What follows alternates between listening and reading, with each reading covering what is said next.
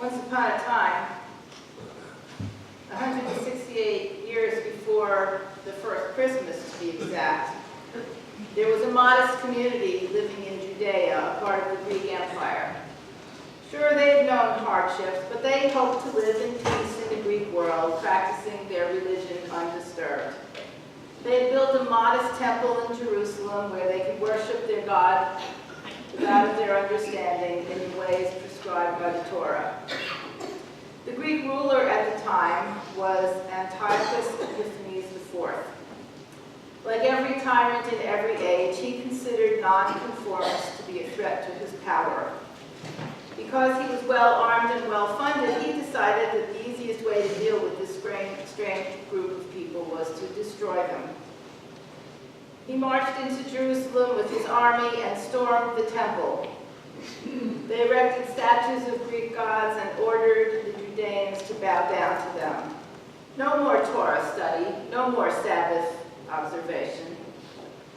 From Jerusalem, Antiochus and the Greek army under his command took their campaign of terror and intimidation to all of Judea. One morning, the army arrived in the village of Modin and set up a statue and an altar in the village square. The villagers were forced to surround the statue for the usual test of obedience. The village elder, Mattathias, was then ordered on behalf of the entire village to sacrifice a pig to the Greek god and bow down. According to Jewish law, the pig is an unclean animal. To sacrifice a pig would have been to defile himself in a terrible way. Mattathias could not bring himself, even on pain of death, to obey the soldiers. He reminded his fellow Judeans of the commandment, "Thou shalt make no false idols beside me." The soldiers, in fury, struck the old man, and this galvanized his sons and the rest of the village into action. Judas, his oldest son, led the attack on the soldiers. They tore down the statue and chased the army out of town. How did they do that, you might ask? Well, the Greek army was so accustomed to obedience from their subjects that they had no idea how to respond to unexpected resistance. The villagers then ran to the surrounding hillsides and hid in caves, and thus began one of the earliest guerrilla wars in history. Using tactics of surprise, the Maccabees resisted the mighty Greek army. Word spread of their success, and more Judeans joined them. 3 years later, Antiochus basically washed his hands of the whole thing and gave up. The Greek army withdrew, and the Judeans were able to return to their villages and towns. When they approached the temple grounds in Jerusalem, they found the doors burned, the altar destroyed, weeds growing in the courtyard. They wept. And then they got to work restoring their holy site. And when the temple was ready for use again, people from all over Judea came for a service of dedication. The word Hanukkah means dedication. When it was time to light the temple lamps, they realized they had only one small jar of sanctified oil, just enough for one evening. So they lit the lamp, and it burned miraculously, or so the story goes, for 8 days and nights. For 8 days and nights, they celebrated, danced, sang, and prayed in gratitude for the restoration of their house of worship.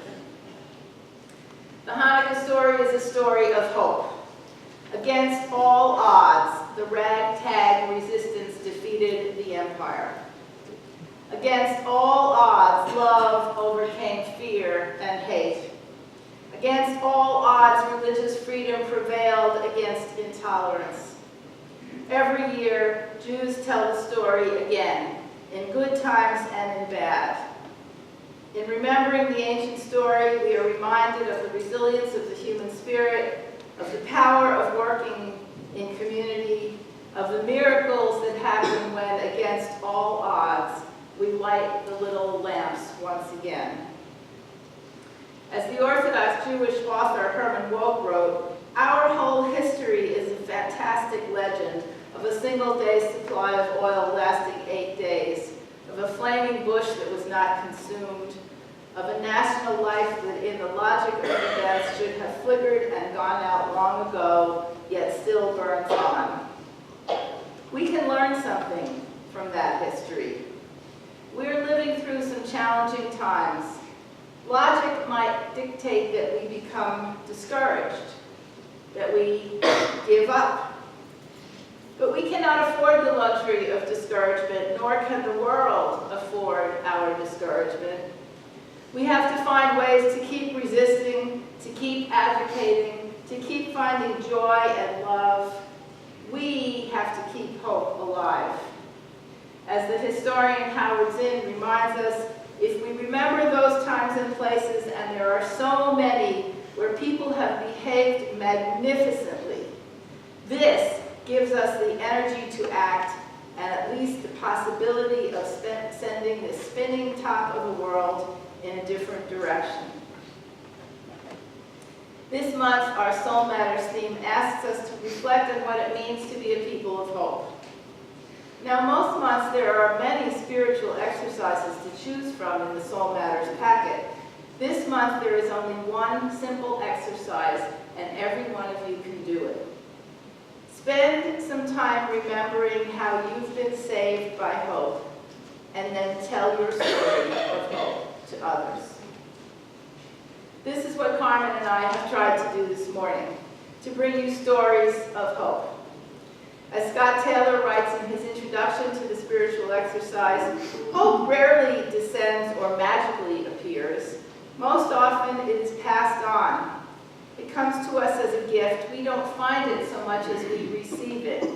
And almost always that gift comes in the form of a story. Carmen's story, the Hanukkah story, your stories. Hearing tales of others finding their way through the dark helps us trust that light is waiting at the end of our tunnels as well. Listening to others talk about their sources of hope helps us notice the many resources available to us. Simply put, hope can't spread without our stories. Light doesn't travel through the dark on its own. It hitchhikes on the tales we tell each other. That is the reason for religious holidays. Each faith creates a liturgical calendar that assures that the core stories of that faith will be retold and remembered and celebrated year after year. Hanukkah, the solstice, which we will be celebrating here on Sunday, December 17th in the evening. Christmas, Bodhi Day, which celebrates the anniversary of the enlightenment of the Buddha. Kwanzaa, all those December holidays that bring hope to those who observe them. Not a passive and unrealistic optimism that somehow everything will turn out all right in the end, or, particularly for Unitarian Universalists, not the assumption that all we have to do is wait for God to come and fix everything. But hope, the holy impatience of hope that impels us to embody, or dare I say, to incarnate, that which we want to come to pass. Remember the Maccabees.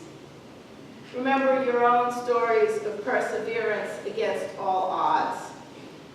Remember the stories, share the stories, be inspired by the stories. This is the month when we discover, against all odds, what it means to be a people of hope.